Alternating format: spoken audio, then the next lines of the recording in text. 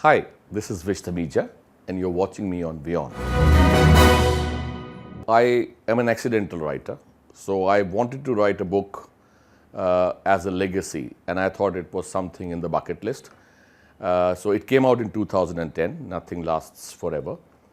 And then I thought I had done my bit, but that book didn't stop selling. It's now in its 35th reprint. And a couple of years later, I started getting fan mail, readers' emails saying, when are you writing the next one? So I thought maybe I owed it to my reader. And then from 2014 onwards, I've been pretty regular to the 11th book. The fact that I'm an Indian will always remain, that I will be an Indian.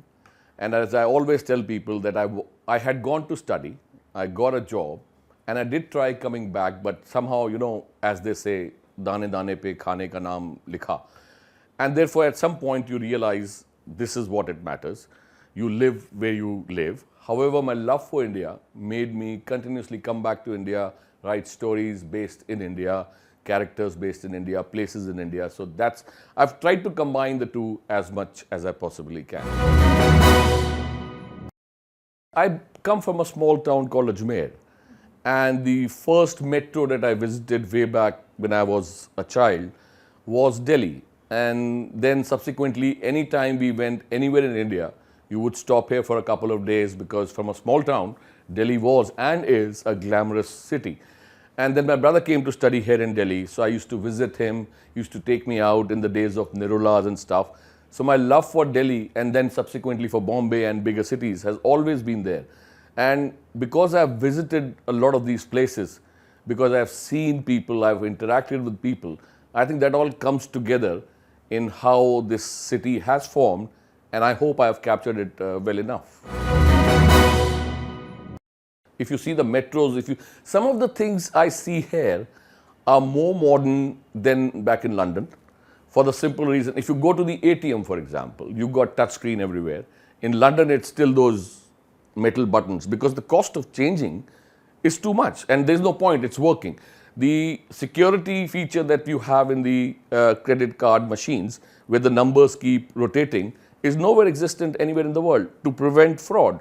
The Uber works effortlessly, without a break, despite the numbers, because you have to compare, if you compare it to any other city, you have to understand that the numbers take a toll. So if it works as efficiently, in my mind, it's working better to keep up with that. Books, I mean, there will never be a comparison between films watching and video games and books. But I was quite surprised. I was traveling by Shatabdi 2 days earlier. There was a family, the father, the mother, and both the grown-up sons were reading. So I think book reading is a habit you pick up. You start, once you get to reading, it's a totally different world you're living in. When I was in school, again I'm showing my age, we used to have a weekly library period, it used to be called. You had, again.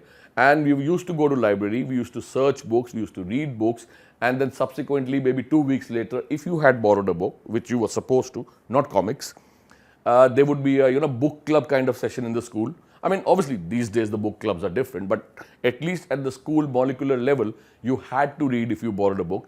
And that gets you into the habit of reading. And then you like reading. There's no point in forcing a book down someone's throat, because they'll take it. There are millions of my own friends have never read, most of my friends have never read any of my book, but they will meet you and they will tell you what story you should write. So it's something which needs to be developed at a very early age. I've hardly found anyone who decided at 40 that I will start reading books. I don't think it will happen. So early age, school, it should be part of school curriculum.